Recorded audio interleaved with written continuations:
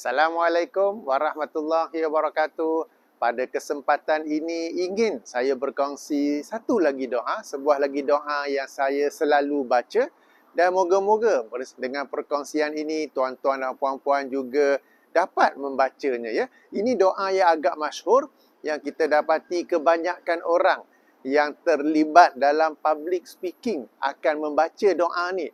Yang ini doa Nabi Musa yang Allah SWT ajar, yang Allah SWT rakamkan dalam surah Toha, surah nombor 20, ayat 25, 26, 27, 28 ya, yang berbunyi Rabbi syrahli sadri wa yassirli amri wahlul 'uqdatam min lisani yafqahu qawli. Bermaksud apa? Rabbi syrahli sadri, wahai Tuhanku, lapangkanlah dadaku, wa yassirli amri, dan permudahkanlah urusanku, wahlul 'uqdatam min lisani, leraikanlah simpulan lidahku ini, wa yafqahu qawli, agar mereka dapat memahami perkataanku. Tuan-tuan dan puan-puan, sesiapa yang pernah terlibat dalam public speaking, pernah berucap baik di masjid, baik di surau, baik di atas pentas, baik mungkin di pejabat juga pun, kena tiba-tiba bos suruh buat presentation kan, macam mana, alamak.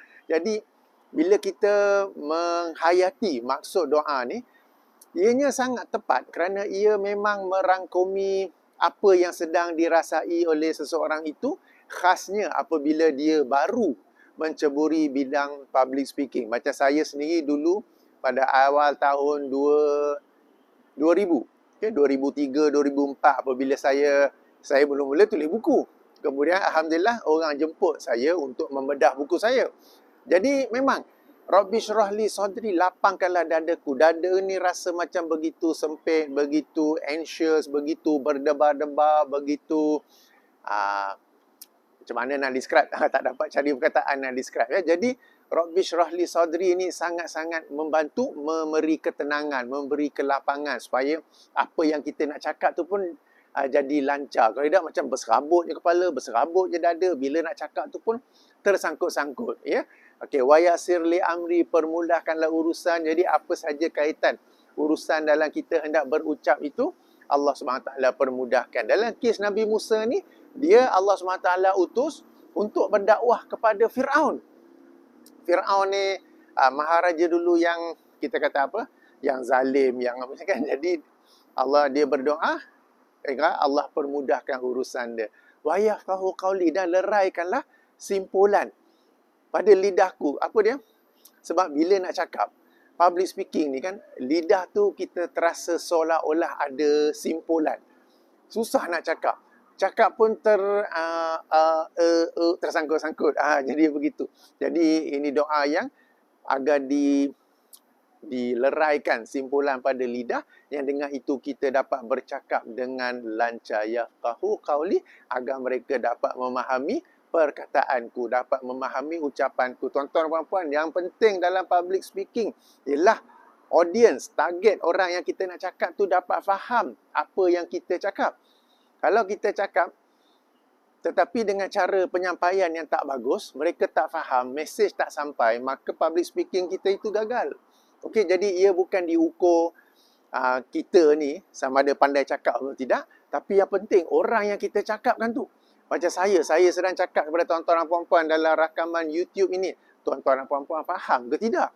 Itu yang penting. Jadi sebagai speaker, sebagai penceramah, sebagai speaker, objektif utama perkara penting yang dia kena fikir sebelum nak cakap, sebelum dia buat rehearsal apa tu ialah macam mana aku nak cakap supaya orang faham.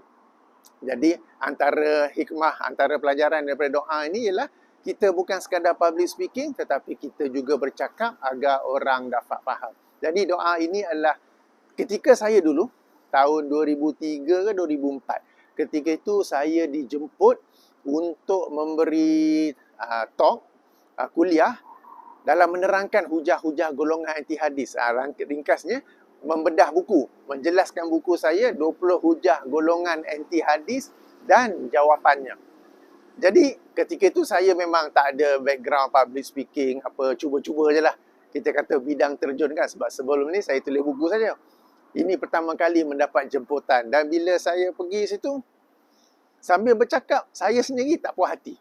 Macam saya katalah, dada berdebar-debar, penuh dengan anxiety ke, penuh dengan nervousness ke. Kemudian semua rasa macam susah je. Padahal biasa je semua. Nak pergi tempat tu macam traffic jam lah, lepas tu nak cari parking lah, lepas tu mikrofon berfungsi tak berfungsi lah, kan. Dan bila nak cakap tu, jelah macam ada simpulan kat lidah tu. Punyalah payah nak cakap. Dan yang penting orang faham ke tidak. Jadi itu pengalaman saya bercakap. Ketika itu saya tidak tahu tentang doa ini. Dan bila saya cakap, saya sendiri tak puas hati saya cakap. Kemudian terus saya pergi ke kedai buku, ketika itu MPH Bookstore. MPH Bookstore di Mid Valley Mall. Okay? Dan saya cari buku tentang public speaking. Dan antara buku yang banyak membantu ialah Dummy's Guide to Public Speaking. Yang tu saya baca dulu ya. Dummy's Guide to Public Speaking. Ini pengalaman dulu-dulu lah. Lama kemudian baru saya mendapat tahu doa ini. Dan bila saya mendapat tahu doa ini, saya dapat rasa it is so beautiful. It is so connected to me with my first experience or my first few experience of giving public speaking. Sebab memang saya rasa dada tu macam begitu sempit. Urusan semuanya macam susah. Padahal biasa-biasa je. Tapi sebab kita ni sedang nervous, sedang gabra nak buat public speaking kan. Kemudian lidah tu memang macam ada simpulan. Kemudian sambil cakap tu, tengok muka audience kan. Dia orang ni faham ke tak aku cakap. Jadi doa ini bagi saya sangat tepat untuk sesiapa yang terlibat dalam public speaking. Meskipun doa ini asalnya Allah SWT ajarkan kepada Nabi Musa untuk dia berdoa dengannya. Apabila dalam rangka dia hendak berdakwah kepada Fir'aun. Tetapi memandangkan lafaznya adalah umum, maka ia boleh dibaca ketika mana-mana public speaking. Baik anda hendak mengajar agama, anda hendak berucap apa yang berkaitan dengan kerjaya anda, ataupun tiba-tiba bos suruh, besok you bagi presentation tentang projek ni dalam meeting room. Meeting room tu 15 orang je. Kan, kita boleh baca doa ni. Dan doa ni tuan-tuan dan puan-puan, kita baca tak semestinya bila nak berucap tu kita baca doa ni. Macam sebahagian penceramah, saya perasan dia buka dengan Alhamdulillah Rabbil Alamin, Allahumma salli ala Muhammad wa ala Rabbi syrah li sadri. Why must you say at that time? Kita boleh baca sebelum tu. Saya sendiri, sebelum saya buat video ni, sekarang malam kan, tadi sebelum bila solat, saya baca doa itu juga. Tak semestinya kita nak kena tunjuk dalam video kita baca doa ni. Kita mulakan video dengan Assalamualaikum. Cukup dah. Tak perlu nak tunjuk. Tak perlu nak berdoa dalam video. Kita tahu doa itulah antara kita dengan Allah. Kita baca doa. Saya baca doa ni.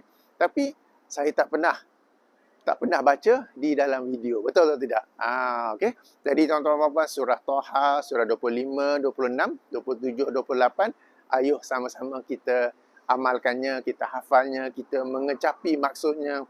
Dan kita akan dapat tahu betapa benarnya isi kandungan doa itu ya. Moga-moga bermanfaat kepada sesiapa sahaja yang ada terlibat di dalam public speaking. Bahkan ya, bukan nak kata public speaking saja, sebab bila Musa bersama Harun nak pergi berdakwah kepada Fir'aun, bukanlah public speaking, cakap dengan Fir'aun je kan. Jadi kadang-kadang kita nak berdakwah kepada seseorang, kita nak cakap pada seseorang macam mana aku nak cakap ni ya?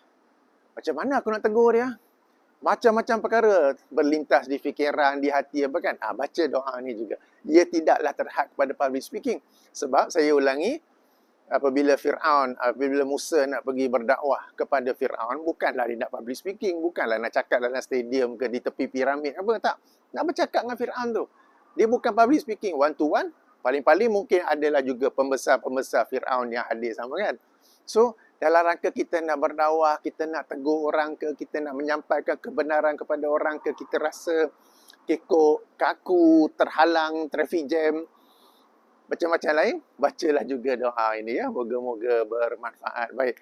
Subhanakallahumma wa bihamdika asyhadu an la ilaha illa anta astaghfiruka wa atubu ilaika. Assalamualaikum warahmatullahi wabarakatuh.